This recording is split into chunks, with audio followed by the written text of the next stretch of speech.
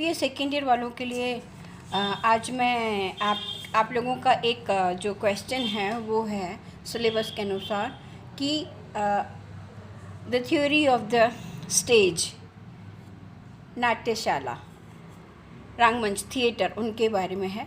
तो आज मैं उसी की चर्चा हम लोग यहाँ पे करेंगे। और जैसा कि मैंने पूर्व में बताया कि नाट्यशास्त्र ऐसा शास्त्र है जिसमें कि आपका मतलब जितना भी संगीत के लिए लिखा गया है उसमें सभी आ जाता है। आपका कॉस्ट्यूम, आपका ड्रेस, आपका आर्ट, सब कुछ। तो उन्होंने नाट्य मंडपों के बारे में बताया गया है, जहाँ पर पहले मतलब नाट्य खेले जाते थे या रचे जाते थे या प्रस्तुतिकरण होता था, उनके बारे में भी उन्होंने बहुत कुछ लिखा है। तो आज हम यही बात करेंगे कि भारत के जो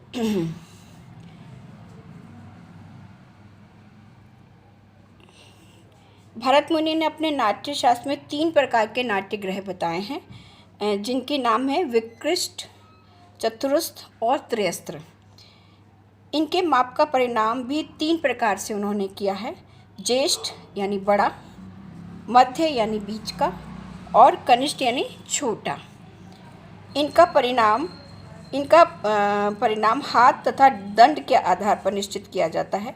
इनके माप में क्रमशः 108, 64 व 32 हाथ का दंड की एक भुजा, 108 हाथ की एक भुजा वाला नाट्य मंडप ज्येष्ठ कहलाता है।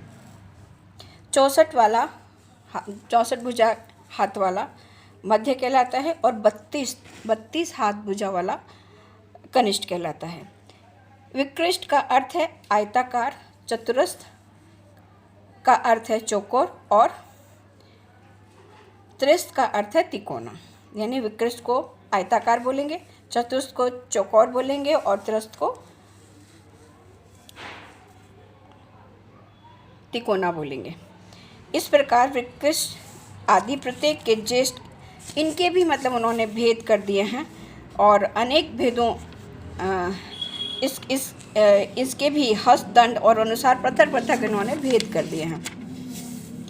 भरत मुनि ने उपयुक्त तीनों प्रकार के नाट्यगृहों के माध्यम से माध्यम, आकार व नाट्यगृहों की को ही श्रेष्ठ बताया गया है। भरत मुनि ने उपयुक्त तीनों प्रकार की नाट्यगृहों में से मध्यम आकार यानी जो चौकोर होता है, आयताकार होता है और एक चौकोर होता है, तो उसको ही उन्होंने श्रेष्ठ माना है, क्योंकि उनके अधिक विस्तीर्ण होने पर, ज़्यादा हम बड़ा बना देंगे तो विस्तीर्ण होने मतलब बड़ा ज़्यादा बना देंगे तो जो प्रस्तुतिकरण है वो आपको दिखेगा नहीं, और दर्शकों के लिए मतलब असुविधा होगी जितना बड़ा स्टेज होगा।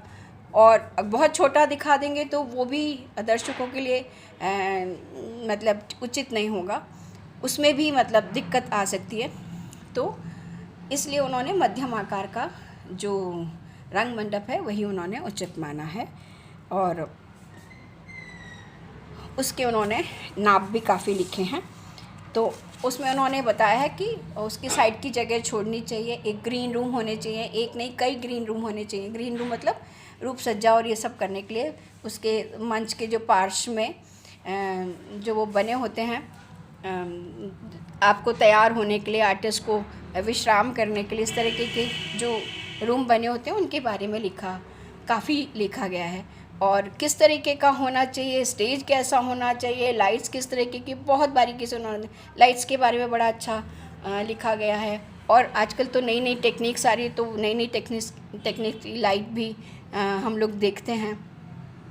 तो ये मतलब, और आपकी प्रस्तुति अगर सोलो है तो किस तरीके की लाइट्स आप पर होनी चाहिए, और अगर आप कोई प्रसंग कर रहे हैं या कोई भी इवन रस के आधार पर भी लाइट्स होती हैं। तो ये कई चीज़ें ऐसी हैं जिसकी वजह से आपको मतलब नाट्य के बारे में अच्छी गहन जानकारी होनी चाहिए, और नाट्य मंडपों के बारे में, रंगमंच के बारे में। अगर आप होते हैं कहाँ माइक स्टैंड होगा, कहाँ आपका कथा का आप नाचते तो कहाँ फुटवर्क का माइक होगा, और अगर आप मतलब जहाँ आपके म्यूजिशियंस बैठे हैं उनके लिए माइक कहाँ होगा, स्टेज कितना होना चाहिए, ये सब बातें इसके अंतर्गत आती है।